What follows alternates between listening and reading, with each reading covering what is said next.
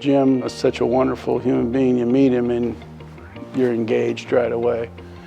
I think Jim inspires those around him through his work ethic, through his integrity. Jim brought to us a passion and an energy and a commitment to winning that I think we see in everything we do. Jim Hallett's success is the culmination of decades of hard work. As I think about the family that I grew up in a single-parent family. My mother was my world. I mean, she was my best friend. She was absolutely my mentor. She was my role model. If you know Jim's story, he comes from very humble beginnings. Young Jim Hallett, growing up in a small town in Quebec, Canada, found himself in the car business when he'd never owned a car. Found himself selling vehicles at a pace no one else could match in the dealership with no experience.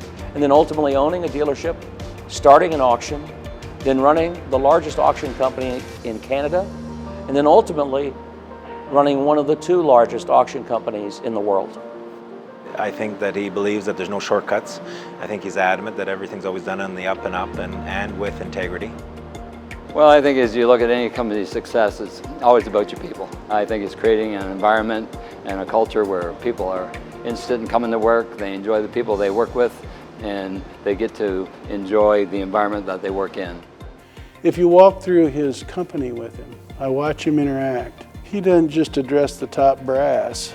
He knows his people, and he knows the value of people. He's got a tremendous attitude. He's a positive influence everywhere he goes, and I see that every day. No matter what pressure we're under, no matter what challenges we're facing, Jim will make you feel good. His heart and his faith drive him.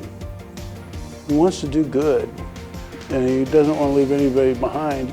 Experiencing poverty in his youth, Jim now welcomes opportunities to ease the burdens of families dealing with challenging circumstances.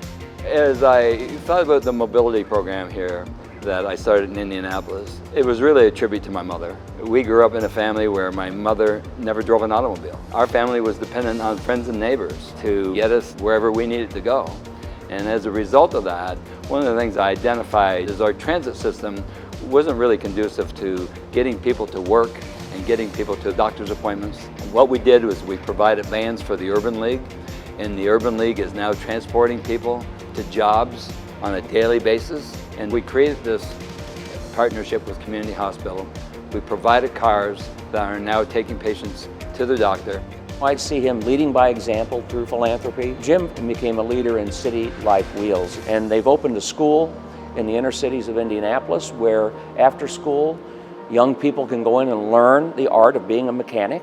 That's been a program that I'm very proud to have been part of and watch Jim's success with that. Jim will be the first to tell you that Indianapolis has given so much to him and his family. Owning the Indianapolis hockey team, the Indy Fuel, allows Jim to share his passion of the sport with Indiana families. Don't try to talk to him during a hockey game, by the way. It just doesn't work. His hockey team, he wants to win. Dad has a passion for hockey, like as most Canadians do, which goes right back to his childhood. He wanted to share the sport of hockey with people who may not have been exposed to it inside this market. And I think also he saw the opportunity to use that to be more connected with the community. I think he's been successful in both. Even the way he runs the fuel, you can see it's about family, it's about fun. He surrounds himself with people that can help make him better. And I think that's one of his great strengths that is deserving of recognition in the Hall of Fame. He's a great example for all these young people looking, what am I going to do when I grow up?